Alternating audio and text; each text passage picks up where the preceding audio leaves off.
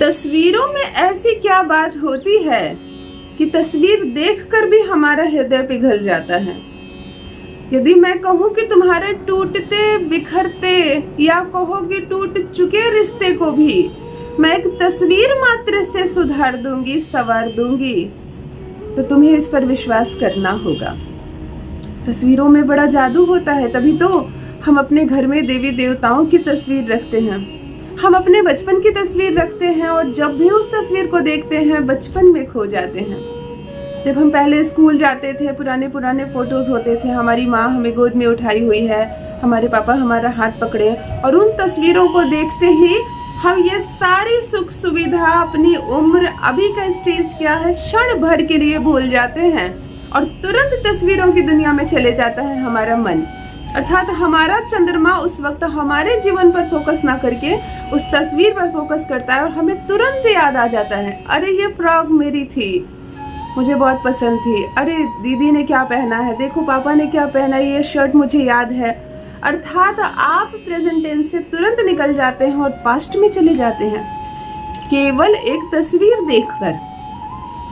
महंगी से महंगी कोई चीज देखकर भी आप अपना वर्तमान नहीं भूलते। हीरो का हार देखकर भी, बहुत सारे सोने चांदी और रुपए का नोट का गड्डी भी देखकर आप अपना वर्तमान क्षण भर के लिए नहीं भूलते, परंतु एक तस्वीर देखने मात्र से आपका चंद्रमा उस क्षण आपका साथ छोड़ देता है और आपको पास्ट में ले जाता है। यदि आप दुखी भी हैं और उस तस्वीर में आप कुछ ऐसा कर रहे हो, बहुत पुरानी कोई पिकनिक की फोटो हो जिसमें सब कुछ खा पी रहे हो, आपकी नजर उस प्लेट पर जाएगी, हाँ ये मैंने खाया था, मुझे बहुत पसंद थी, और आपके चेहरे पर क्षण भर के लिए स्माइल आ जाती है। सोचिए तस्वीरों में कितनी बात है। हाँ, मैं कह रही हूँ कि आज मैं आपको जो तस्वीर लगाने बोलूंगी घर में, उसे लगा लेना, केवल तुम्हारे लव लाइफ की किस्मत बदल जाएगी।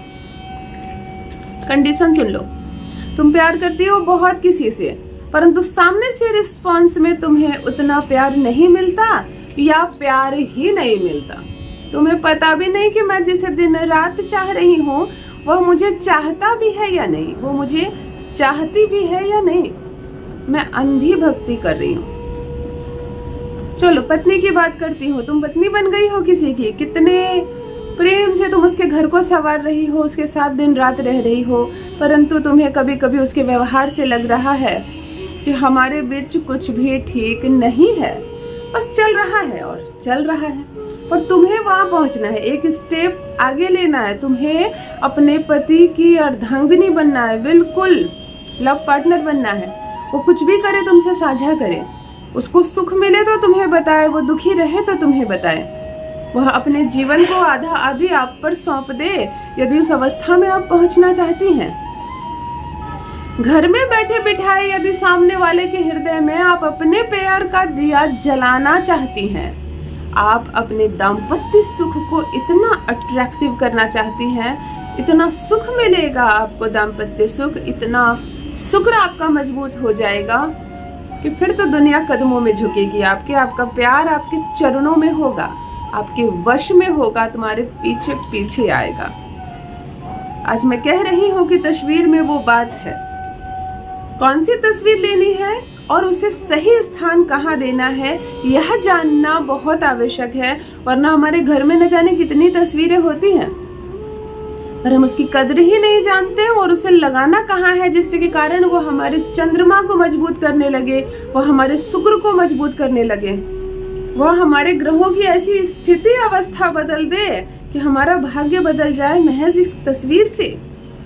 चलिए ध्यान से सुनिए, सबसे पहले जान लीजिए मैं कौन हूँ। नमस्कार दोस्तों, मैं हूँ खुशबू सिंह। बहुत स्वागत, बहुत अभिनंदन करती हूँ आप सबका अपने YouTube चैनल एस्ट्रो खुशबू सिंह में। कैसे हैं आप और घर में सब कैसे हैं, मुझे अवश्य लिखें। मेरे कमेंट सेक्शन में ओम नमः शिवाय जरूर लिखें। जो भी नए भाई बहन चैनल पर पहली बार आए हो, चैनल को सब्सक्राइब अवश्य कर लें। मैं जो प्रयास कर रही हूँ आपको सफलता दिलाने की, उसका एक हिस्सा आप भी बनिए, जुड़िए इस परिवार से। आपको कहाँ कहाँ घर में कौन कौन सी तस्वीर लगानी है कि आपका प्रेमी, आपका पति बस आपका दीवाना होकर घूमे, ध्यान से सुनिए, आपको आज 3-4 तस्वीरें बता रही हूँ, बिल्कुल दिन देखे बिना। श्रावण का माह चल रहा है, ले आइए इन तस्वीरों को। सबसे प्रथम मैरिड जो वुमेन है, मैरिड जो मैन है, उनके लिए बता रही हूँ। जो शादीशुदा जुगल है, अपने और अपने जीवन साथी, अपने पार्टनर के साथ की कोई फोटो को लें, मढ़वा लें और उसे अपने बेडरूम के उस दीवार पर लगाएं जिस दिशा में आप सोए सोए देखते हो।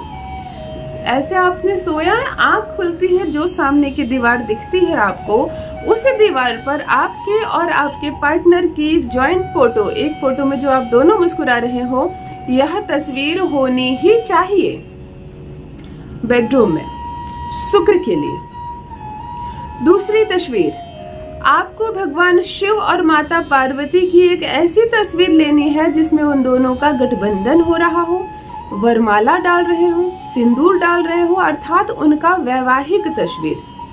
बाजार में नहीं मिलेगा आपको, कोई बात नहीं, गूगल से डाउनलोड कर लीजिए, जाकर स्कैन करवा लीजिए, निकलवा लीजिए आसानी से, उसे फ्रेम करवा लीजिए। ऐसी तस्वीर को ना रखें और फ्रेम करवाने से पहले एक लाल कपड़े के ऊपर रखकर उस तस्वीर को फ्रेम करवाएंगे। अपने घर की पूरब की जो दीवार है, आपके घर में 4 दीवार है, पूरब की जो दीवार है, ध्यान से सुनिए, इसी दीवार पर लगेंगे भगवान शिव और माता पार्वती की यह फोटो जिसमें वो वैवाहिक जीवन में बंध रहे हो, वैवाहिक सूत्र में बंध रहे हो। इतना करने मात्र से आपके घर का शुक्र इतना मजबूत हो जाएगा कि इस घर में जब तक रहोगी तुम्हारे रिश्ते को कोई हिला नहीं सकता। तीसरी फोटो, तुम्हें एक ऐसी तस्वीर लेनी है जिसमें भगवान विष्णु देव लेटे हुए हो और माता लक्ष्मी उनके चरण के पास बैठकर उनके पैर दबा रही हो। शुक्र को मजबूत करने की सबसे बड़ी तस्वीर यही होती है।